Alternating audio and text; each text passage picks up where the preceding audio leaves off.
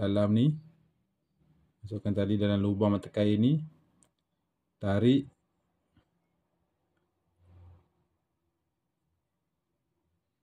Kemudian pada bahagian ujung ni kita buat satu bulatan.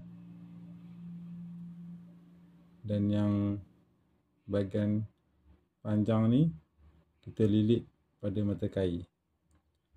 1, 2, 3, 4, 5, 6. Okey, dah selesai lilit. Kita lepaskan ni. Yang ni yang bulat-bulat kita buat pada awal tadi tu.